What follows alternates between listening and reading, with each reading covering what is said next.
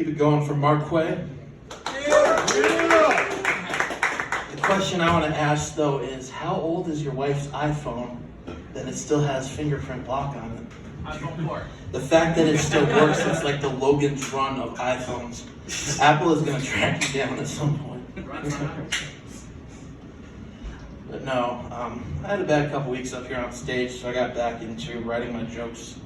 I feel like it connects me to the roots of comedy. But the problem is I have terrible handwriting, so I can't read half of what I wrote. It's not my fault though, I came from a long line of bad handwriting. My father and his father before him. It gave me kind of a unique perspective when I was working for my dad growing up. I was not only the grunt, I was the hieroglyphist. We'd end up with a list for a pole barn, and I'd have to decipher. What does this say here? Silicone butt plugs? It's a goddamn lumberyard. Are you high? No, I'm just drunk. Well, then I guess I'm operating the forklift today. That's right, ladies. I'm forklift certified. To be fair, forklift certification in a small town is just drive it up to the gas station and try not to run into any buildings. Sitting there with my Sony Walkman playing Riding Dirty by Chamillionaire like I'm a thug. Even though I have a face that screams, "This mayo is too spicy."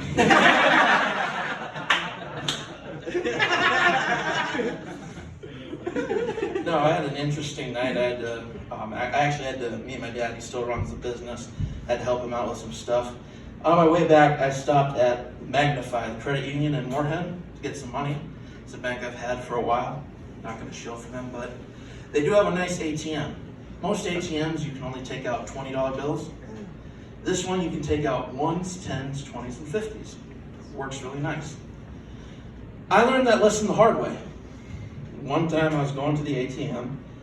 I took out $100. I couldn't really read it because it was like 4 o'clock in the afternoon and the glare was right on the screen. And somehow I ended up with $101 bills. Yeah, I know. And then having to go into the bank and be like, yeah, I didn't intend for this to happen. Like, I don't look like someone who was going to a strip club at that time of day.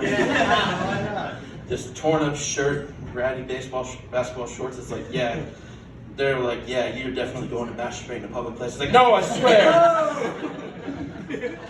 So, no, I learned my lesson from that. But no, I actually had a friend of mine get engaged this past weekend. They've been dating for a while, so happy for them.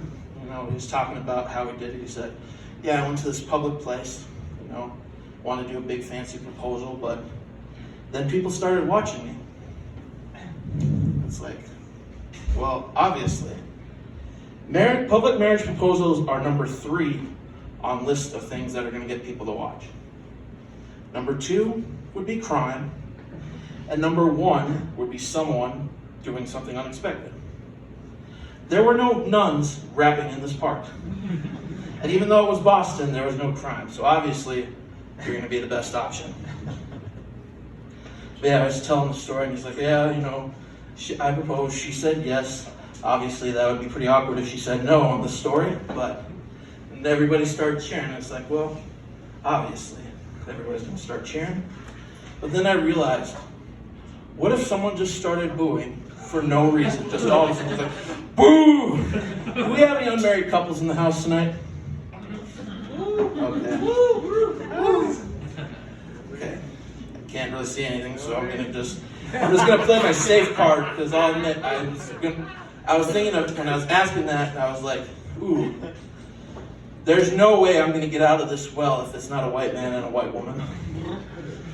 But yeah, I will say there is one place where it is socially acceptable to boo a proposal, and that is a sporting event. If you're, I know, I look like one of those people that's gonna propose on the Jumbotron to myself. If you're proposing at a sporting event, you are white trash. I'm sorry, it's just the facts of life. That's my time, thank you so much.